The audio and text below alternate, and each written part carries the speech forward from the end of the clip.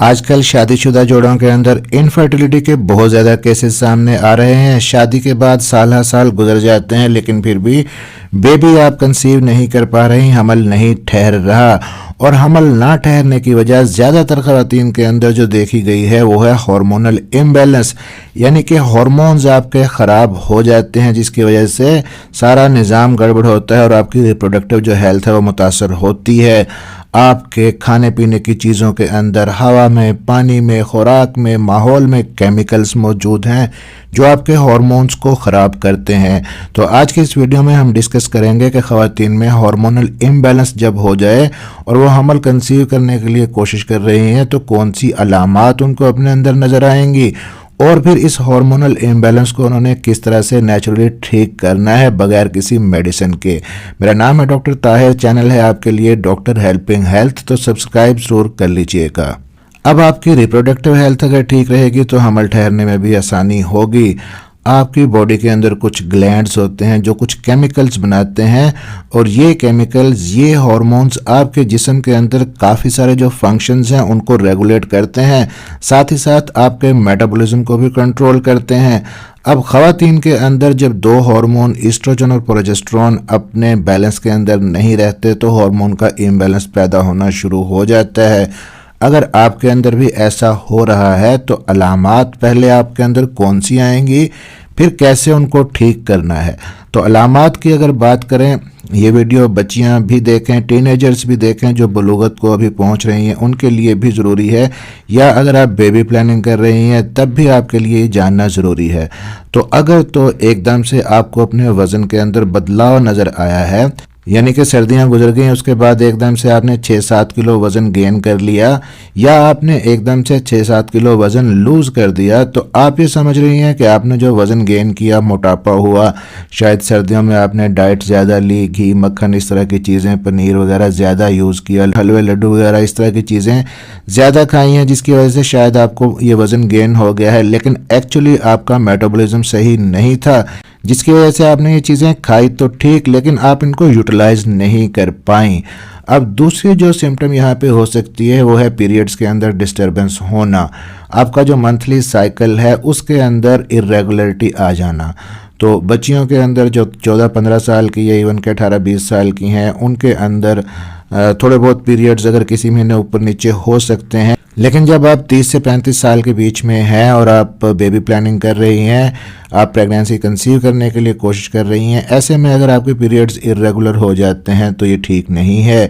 आपके hormonal imbalance की वजह से ऐसा हो सकता है कि आपको जल्दी जल्दी पीरियड्स आने लग जाएं, या आपको 2-2 महीने गुजर जाएं और पीरियड्स आए ही ना, या आपको हर 15 दिन के बाद महीने में 2 बार पीरियड्स आने लग जाएं। तो अगर ऐसा कुछ है तो इसका मतलब है कि आपके ईस्ट्रोजन और प्रोजेस्टेरोन हार्मोन का बैलेंस ख़राब हो रहा है। तो इसके लिए एक ही हिट फॉर्मूला है कि एक तो आपने फ़ौरन से एक्सरसाइज शुरू कर देनी है और दूसरा अपनी डाइट के अंदर आपने प्रोटीन का ज़्यादा यूज़ करना है और फाइबर वाली डाइट आपने ज़्यादा लेनी है। इसके अलावा शक्कर और सफ़ेद चीनी इसका इस्तेमाल कम से कम करें। मैदे वाली जितनी चीज़ें हैं उनको यूज़ ना करें, चाहे वो होममेड ही हैं, आपने घर पे ही बना के रखी हैं, फिर भी आप नहीं लें। तो जब आप ये काम करेंगी तो आपकी बॉडी खुद ही रेगुलेट कर लेगी हार्मोन्स को और पीरियड्स भी आपके रेगुलेट होना शुरू हो जाएंगे। अब ये भी हो सकता है कि आपको पीरियड्स तो आते हैं, पहले आपको ठीक आ रहे थे लेकिन अब कुछ टाइम से कम आ रहे हैं। पीरियड्स शुरू होते हैं, पहले दिन तो थोड़ी बहुत ब्लीडिंग होती है लेकिन अगले दिन पीरियड्स बिल्कुल नहीं आते।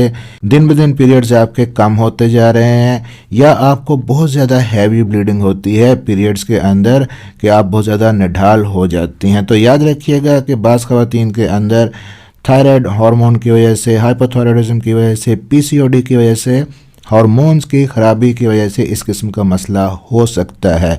तो अगर ये प्रॉब्लम आपको काफ़ी ज़्यादा है और काफ़ी लंबे अरसे से चला आ रहा है तो इन डाइटरी और लाइफस्टाइल टिप्स के साथ साथ आप अपने डॉक्टर के साथ कंसल्ट भी लाजमी करें। आपके डॉक्टर आपका अल्ट्रासाउंड करेंगे, अल्ट्रासाउंड में देखेंगे कि आपकी यूट्रस के अंदर खुदा ना खास्ता कोई एबनॉर्मलिटी तो नहीं है, कोई फाइब्राइड वगैरह, कोई रसोली वगैरह तो यूट्रस के अंदर नहीं पड़ी हुई, या अल्ट्रासाउंड के अंदर आपकी ओवरीज ठीक हैं, ओवरीज के अंदर सिस्ट वगैरह तो नहीं बने हुए, इसी तरह आपके कुछ टेस्ट भी किए जा सकते हैं, एस्ट्रोजन प्रोजेस्टेरोन के टेस्ट हो सकते हैं। इसके अलावा आपके जो हार्मोन्स बाकी हैं जैसे कि थायराइड है, इसके आप हार्मोन्स के टेस्ट करवा सकती हैं, T3 T4 TSH, ताकि पता चल सके कि थायराइड की वजह से तो डिस्टर्बेंस नहीं है। फिर जब हार्मोनल इम्बैलेंस होता है तो बाज़ ख़वातीन में चेहरे पर, साइड्स पर, चीक्स के ऊपर बाल ज़्यादा आने लगते हैं। लिप्स के ऊपर और नीचे के पोर्शन में जो हेयर होते हैं उनकी तादाद, उनकी ग्रोथ बढ़ जाती है। बाल पहले से थिक होना शुरू हो जाते हैं, मोटे होते हैं। ऐसी जो चेंजेस आती हैं वो आपके अंदर जो मर्दाना हार्मोन है एंड्रोजन वो बढ़ जाते हैं, उसकी वजह से इस किस्म की एक्सेसिव हेयर ग्रोथ आपके अंदर होती है। ये भी एक तरह से हार्मोनल इम्बैलेंस ही है। तो अगर इस तरह की सिम्टम आ रही हैं तो आपने इसको कैसे ठीक करना है कि आप सैलड ज़्यादा लें अपनी डाइट के अंदर, फैटी फूड जितना है वो आप कम कर दें, एक्सरसाइज डेली बेसिस पे करें। फिर अगर आपको मूड स्विंग्स होने लग गए हैं, आपको एकदम से क्रेविंग होती है खाने की, कुछ खट्टा खाने की, स्पाइसी खाने की, मीठा खाने की, या आपको जंक फूड की क्रेविंग होती है, या फिर एकदम से आपका दिल करता है कि आप बिल्कुल तन्हा रहें, या फिर अगले लम्हे आप चाहती हैं कि आप सबसे मिलकर बैठ के बातें करें, तो इस किस्म के जो मूड स्विंग्स हैं एक्चुअली ये भी आपके हार्मोन्स के इम्बैलेंस होने की वजह से आपको आते हैं।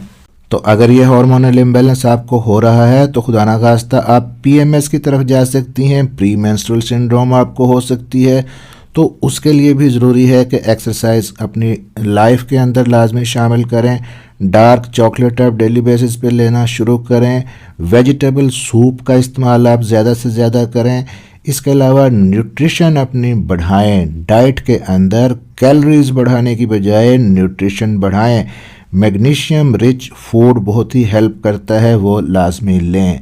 फिर अगर आपको जल्दी थकावट हो जाती है, आप थकी थकी रहती हैं, कोई काम नहीं कर सकती, किसी काम पे फोकस नहीं कर पाती, याद नहीं रहता आपको, चीज़ें रख के भूल जाती हैं, तो ये कुछ अलामात भी ऐसी होती हैं। अगरचे ये आपके अंदर हीमोग्लोबिन की कमी की वजह से भी हो सकती हैं, विटामिन D3 की कमी की वजह से भी हो सकता है ऐसा, विटामिन B12 की कमी की वजह से भी ऐसा हो सकता है। लेकिन जब आपके हार्मोन्स इम्बैलेंस हों और एस्ट्रोजन आपके अंदर कम हो रहा हो तब भी ऐसा हो सकता है।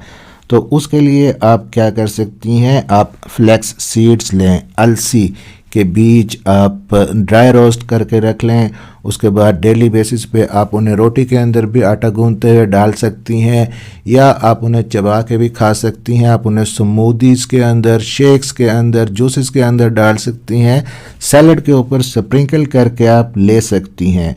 फिर अखरोट खाना शुरू करें। तो ये दो चीज़ें भी आपके हार्मोन्स को ठीक करने में बहुत ही हेल्प करती हैं। जब आप कंसीव करने के लिए ट्राई कर रही होती हैं तो बज़ाहिर आपको सारा कुछ ठीक लगता है, कोई एबनॉर्मेलिटी नहीं होती, ना तो जो सीमन एनालिसिस की रिपोर्ट है हस्बैंड की उसके अंदर कोई मसला होता है, ना आपको बज़ाहिर कोई प्रॉब्लम नज़र आ रहा होता है। तो इसलिए हार्मोनल इम्बैलेंस की अलामात को समझना ज़रूरी है, इनको कैसे आपने ठीक करना है बेबी प्लानिंग के लिए, ये समझना बहुत ही ज़रूरी है।